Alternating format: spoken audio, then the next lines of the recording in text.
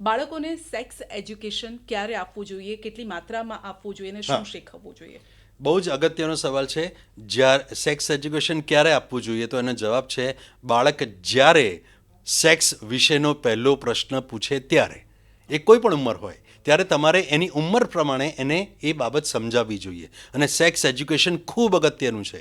એવું ના સમજતા કે સેક્સ એજ્યુકેશન એટલે સેક્સની ક્રિયા કરવા માટેનું એજ્યુકેશન. એવું નથી હોતું. એ પુરુષ અને સ્ત્રીના શરીરો, એમના અંગ ઉપાંગો, એમનામાં વિકાસની પ્રક્રિયા, વર્તનની પ્રક્રિયા, રિસ્પેક્ટ એકબીજાનું કેવી રીતે રાખવું, આ બધી જ બાબતો એની અંદર આવતી હોય છે. એટલા માટે સેક્સ એજ્યુકેશન ખૂબ અગત્યનું છે. અને બને ત્યાં સુધી વૈજ્ઞાનિક શબ્દોમાં અથવા તો કોઈ શિક્ષક એમના સમજાવે અથવા માતા પિતા પોતે સમજાવે, એ ખૂબ જરૂરી છે. એટલું યાદ રાખજો, જો તમે નહીં સમજાવો યોગ્ય રીતે તો કોઈક બીજી એવી અયોગ્ય વ્યક્તિ બાળકને આ વિશે સમજાવશે અથવા તો એ સ્ક્રીનમાંથી કંઈક ખોટું શીખી જશે અને પોતાના મનમાં કોઈક ભ્રમણાઓ એવી પાળતું થઈ જશે અને કદાચ પોર્નોગ્રાફીની એને એડિક્શન થઈ જાય, એ પણ બની શકે. એટલે હું એવું માનું છું કે વિજ્ઞાનના શિક્ષક હોય અથવા મા બાપ પોતે જો એ યોગ્ય રીતે શૈક્ષણિક રીતે એને આખી સમજાવે બાબત, એ ખૂબ જરૂરી છે. એનાથી ઘણી બધી સમસ્યાઓ થતી અટકે છે.